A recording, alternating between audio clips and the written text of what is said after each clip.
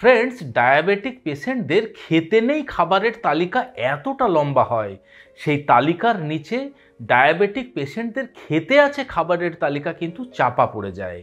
একজন ডায়াবেটিক পেশেন্টের diabetes control প্রসঙ্গে যখন তাকে পরামর্শ দেওয়া হয়, সর্বপ্রথম তাকে বলা হয় যে কোন কোন খাবারগুলি তার খাওয়া উচিত নয়, কিন্তু কোন খাবারগুলি সে নিশ্চিন্তে নির্দ্বিধায় খেতে পারবেন বা কোন খাবারগুলি তার ডায়াবেটিস কন্ট্রোল করতে সাহায্য করতে পারবে, এ বিষয়ে কিন্তু তেমন একটা চর্চা হয় না। কিন্তু ওয়ার্ল্ড হেলথ অর্গানাইজেশন এবং আমেরিকান ডায়াবেটিক অ্যাসোসিয়েশন বলছেন যে আমাদের খাবার দাবারের মধ্যেই এমন কিছু সুপারফুড রয়েছে, সেই সমস্ত খাবারগুলি একজন ডায়াবেটিক পেশেন্টের রক্তে সুগারের মাত্রা যে শুধুমাত্র বৃদ্ধি করে না এমনটা নয়, সেই সমস্ত খাবারগুলি ডায়াবেটিস কন্ট্রোল করতে সাহায্য করতে পারে এবং কিছু কিছু ক্ষেত্রে সেই খাবারগুলি ডায়াবেটিস রিভার্স পর্যন্ত করতে পারে।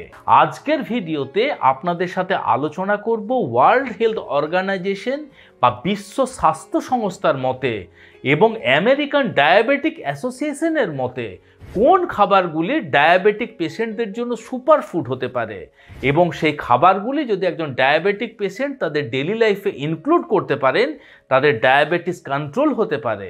ইনফ্যাক্ট সেই সমস্ত খাবারগুলি ছাড়া ডায়াবেটিস কন্ট্রোল কিন্তু একদমই অসম্ভব বলা যেতে পারে।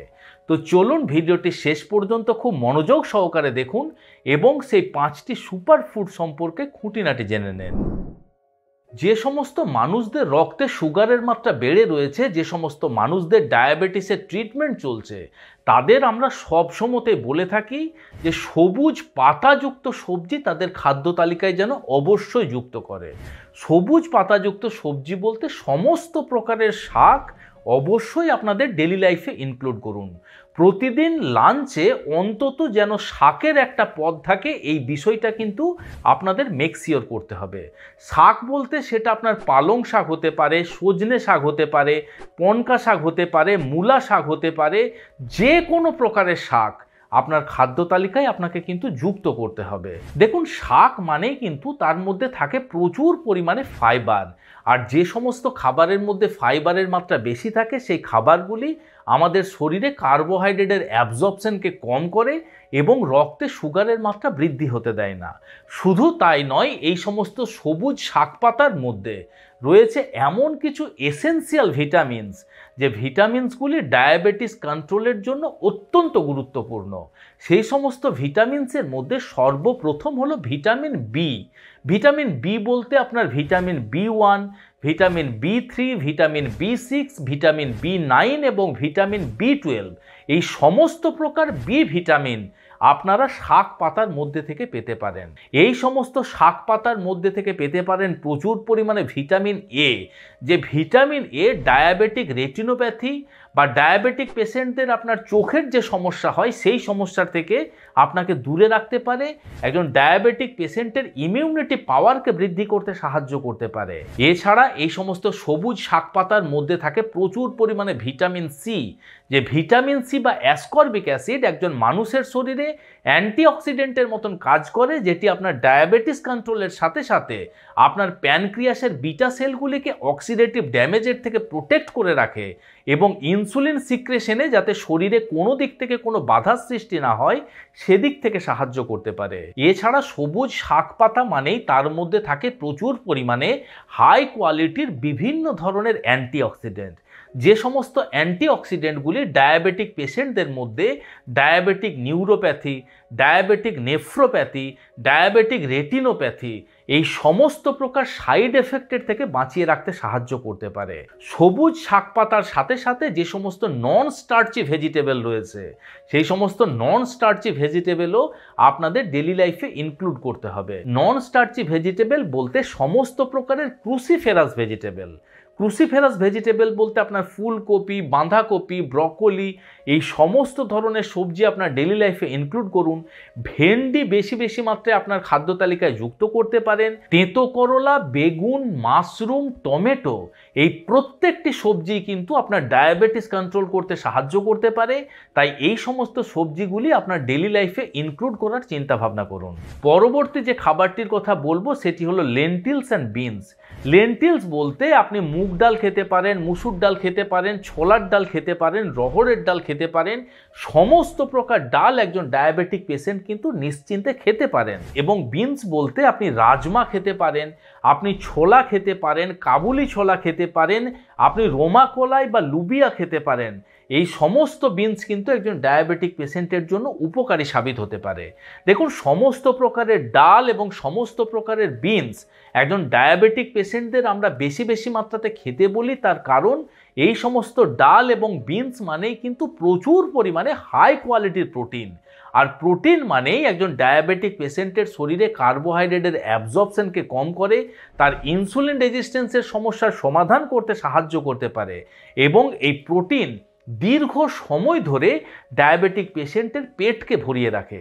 তার ফলে অন্যান্য খাবার খাওয়ার যে ক্রেভিংস, সে ক্রেভিংস কিন্তু অনেকটা কমে যায় এবং যেটি ডায়াবেটিস কন্ট্রোল করতে সাহায্য করতে পারে। এছাড়া আপনি জানেন কি যে সমস্ত ধরনের ডাল এবং রাজমা, লুবিয়া এই সমস্ত খাবারের মধ্যে থাকে প্রচুর পরিমাণে হাই কোয়ালিটির সলিউবেল ফাইবার। বিজ্ঞান বলছে যে ডায়াবেটিস কন্ট্রোলের ক্ষেত্রে সলিউবেল ফাইবার ইনসলিউবেল ফাইবারের থেকে অনেক বেশি উপকারী। আর এই সমস্ত সলিউবেল ফাইবার আপনার গাটের মধ্যে গিয়ে বা আপনার ইন্টেস্টাইনের মধ্যে গিয়ে যে সমস্ত কার্বোহাইড্রেট অ্যাবজর্পশনের রিসেপ্টরগুলি আছে সেগুলিকে ব্লক করে দেয়, কার্বোহাইড্রেটের অ্যাবজর্পশনকে কম করতে সাহায্য করতে পারে। তাই এই সমস্ত ধরনের ডাল বা এই সমস্ত ধরনের বিনস আপনার ডেইলি লাইফে কিন্তু আপনি ইনক্লুড করতে ভুলবেন না। পরবর্তী যে খাবারটির কথা বলবো সেটি হলো বিশেষ কিছু ধরনের নাটস অ্যান্ড সিডস। দেখুন, এমন বিশেষ কিছু ধরনের বীজ বা এমন কিছু বিশেষ ধরনের বাদাম রয়েছে যেগুলি প্রত্যেকটি ডায়াবেটিক পেশেন্টের ডেইলি লাইফে ইনক্লুড করা অত্যাবশ্যকীয়। দেখুন, সিডস বলতে সর্বপ্রথম আমরা বলবো চিয়া সিডস। চিয়া সিডস একজন ডায়াবেটিক পেশেন্টের জন্য সুপার ফুড বলে বিবেচিত হতে পারে। তার কারণ এই চিয়া সিডসের মধ্যে থাকে প্রচুর পরিমাণে হাই কোয়ালিটির সলিউবেল ফাইবার। মাত্র 2 টেবিল চামচ চিয়া সিডসের মধ্যে থেকে আপনি প্রায় 9 গ্রাম থেকে 10 গ্রাম পর্যন্ত সলিউবেল ফাইবার পেতে পারেন, যেটি ডায়াবেটিস কন্ট্রোলের জন্য অত্যন্ত গুরুত্বপূর্ণ। এছাড়া চিয়া সিডসের মধ্যে থাকে প্রচুর পরিমাণে ম্যাগনেসিয়াম, যে ম্যাগনেসিয়াম একজন টাইপ 2 ডায়াবেটিক পেশেন্টের জন্য মহাঔষধির মতন কাজ করতে পারে। এছাড়া চিয়া সিডসের মধ্যে থাকে আলফা লিনোলেনিক অ্যাসিড নামক বিশেষ এক ধরনের ওমেগা 3 ফ্যাটি অ্যাসিড, যে ওমেগা 3 ফ্যাটি অ্যাসিড আপনার ইনসুলিন রেজিস্ট্যান্সের মতন সমস্যার সমাধান করতে পারে এবং আপনার প্যানক্রিয়াসের সেলগুলিকে প্রোটেক্ট করে রাখতে সাহায্য করতে পারে। চিয়া সিডস ছাড়া আরও বিশেষ এক ধরনের বীজ রয়েছে যেটি ডায়াবেটিক পেশেন্টরা তাদের ডেইলি লাইফে ইনক্লুড করতে পারেন ডায়াবেটিস কন্ট্রোলের জন্য। সেটি হলো ফেনিগ্রিক সিডস বা আপনার মেথি দানা বা মেথির বীজ। আপনি কি জানেন যে মেথি দানা বা মেথি বীজের মধ্যে গ্লুকামেনন নামক বিশেষ এক ধরনের সলিউবেল ফাইবার থাকে, যে সলিউবেল ফাইবার আপনার শরীরে কার্বোহাইড্রেটের অ্যাবজর্পশনকে কম করে দেয়। এবং এই মেথি দানার মধ্যে 4 হাইড্রক্সি আইসোলিউসিন নামক বিশেষ এক ধরনের কম্পাউন্ড থাকে, যে 4 হাইড্রক্সি আইসোলিউসিন আপনার শরীরে ইনসুলিনের প্রোডাকশন যেমন বৃদ্ধি করতে সাহায্য করতে পারে, টাইপ 2 ডায়াবেটিক পেশেন্টদের ক্ষেত্রে ইনসুলিনের অ্যাক্টিভিটিকে বাড়িয়ে ইনসুলিন রেজিস্ট্যান্সের মতন সমস্যার সমাধান করতে সাহায্য করতে পারে। এবং এই মেথি দানা আপনার ডাইজেশনের প্রসেসকে স্লো ডাউন করে দেয়। তার ফলে আমরা যে সমস্ত খাবার দাবার খাই সেই খাবার দাবারের মধ্যে যে কার্বোহাইড্রেট থাকে সেই কার্বোহাইড্রেট খাবার খাওয়ার সাথে সাথেই আপনার সুগার স্পাইক করতে পারে না এবং যেটি আপনার ডায়াবেটিস কন্ট্রোল করতে সাহায্য করতে পারে। তবে যদি নিয়মিতভাবে ডায়াবেটিসের মেডিসিন আপনার চলছে, তার সাথে সাথে যদি এই মেথি দানা খেতে চান, সেক্ষেত্রে অন্তত সপ্তাহে 1 দিন করে আপনার ব্লাড সুগারের লেভেলটি কিন্তু টেস্ট করতে ভুলবেন না। এবং বাদাম বলতে একজন ডায়াবেটিক পেশেন্টের জন্য আমন্ড বা কাঠবাদাম এবং ওয়ালনাট সুপারফুড বলে বিবেচিত হয়। তার কারণ আমন্ড বা কাঠবাদাম এবং ওয়ালনাটের মধ্যে থাকে প্রচুর পরিমাণে ওমেগা 3 ফ্যাটি অ্যাসিড, যে ওমেগা 3 ফ্যাটি অ্যাসিড আপনার ডায়াবেটিস কন্ট্রোল করতে সাহায্য করতে পারে, ইনসুলিনের অ্যাক্টিভিটিকে বাড়িয়ে দিতে সাহায্য করতে পারে, যেটি আপনার রক্ত থেকে সুগারের মাত্রাকে ধীরে ধীরে কম করে দেয়। ডায়াবেটিক পেশেন্টদের বিশেষ কিছু ধরনের দানাশস্য বা দানাশস্যজাত খাবারকে তাদের ডেইলি লাইফে ইনক্লুড করা প্রয়োজন। ইনফ্যাক্ট আমরা বলি যে আপনি যদি একজন ডায়াবেটিক পেশেন্ট হয়ে থাকেন, অর্থাৎ যেদিন থেকে আপনি বুঝেছেন যে আপনার রক্তে সুগারের মাত্রা বেড়ে গেছে, সেদিন থেকে অন্তত সারাদিনে একবার হোল গ্রেন জাতীয় খাবার আপনাকে কিন্তু খাদ্য তালিকায় যুক্ত করতে হবে। সবথেকে জনপ্রিয় এবং সবথেকে উপকারী হোল গ্রেনস খাবার হলো আপনার ওটস। একজন ডায়াবেটিক পেশেন্টের সারাদিনে অন্তত একবার কিন্তু ওটস তাদের খাদ্য তালিকায় যুক্ত করা প্রয়োজন। তার কারণ ওটসের মধ্যে রয়েছে বিটা গ্লুকন নামক বিশেষ এক ধরনের সলিউবেল ফাইবার। এই বিটা গ্লুকন কি করে, আমাদের শরীরে কার্বোহাইড্রেটের অ্যাবজর্পশনকে কম করে দেয়। তার ফলে কোনো খাবার খাওয়ার সাথে সাথে রক্তে সুগার স্পাইক করতে পারে না, যেটি আপনার পোস্ট প্র্যান্ডিয়াল ব্লাড সুগারের লেভেলকে কম করতে সাহায্য করতে পারে। অর্থাৎ আপনার খাবার খাওয়ার পরে যে ব্লাড সুগারের টেস্ট হয়, সেই টেস্টের রিপোর্টে আপনার কিন্তু তারতম্য লক্ষ্য করা যায়। এছাড়া ওটসের মধ্যে যে কার্বোহাইড্রেট থাকে সেটি হলো কমপ্লেক্স কার্বোহাইড্রেট। কমপ্লেক্স কার্বোহাইড্রেট বলতে যে কার্বোহাইড্রেট হজম করতে আমাদের শরীরের বেশ কিছুটা সময় লাগে। ধীরে ধীরে যখন সেই কার্বোহাইড্রেট হজম হয়, তখন ধীরে ধীরে আমাদের রক্তে সুগারের মাত্রা বৃদ্ধি পায়, যেটি ডায়াবেটিস কন্ট্রোলের জন্য বা একজন ডায়াবেটিক পেশেন্টের জন্য খুবই দরকার। তার সাথে সাথে বার্লি বা জবও কিন্তু একজন ডায়াবেটিক পেশেন্টের জন্য সুপারফুড বলে বিবেচিত হয়। এই বার্লি বা জবকে বাংলাদেশে পায়রা বলা হয়। তাই এই পায়রা বা জব বা বার্লি একজন ডায়াবেটিক পেশেন্টের ডেইলি লাইফে ইনক্লুড করা প্রয়োজন। তার কারণ এই বার্লি বা জবের মধ্যেও যে সলিউবেল ফাইবার রয়েছে সেটিও কিন্তু বিটা গ্লুকন। এবং সবথেকে গুরুত্বপূর্ণ বিষয় হলো যে এই জব বা পায়রার গ্লাইসেমিক ইন্ডেক্স মাত্র 21 থেকে 25, যেটা নিতান্তই কম। তাই অবশ্যই একজন ডায়াবেটিক পেশেন্টের এই জব বা বার্লি বা পায়রার আটা থেকে তৈরি রুটি তাদের ডেইলি লাইফে ইনক্লুড করা প্রয়োজন। And last but not the list, আমার আপনার সকলের বা প্রত্যেকটি বাঙালির অত্যন্ত পছন্দের খাবার মাছ।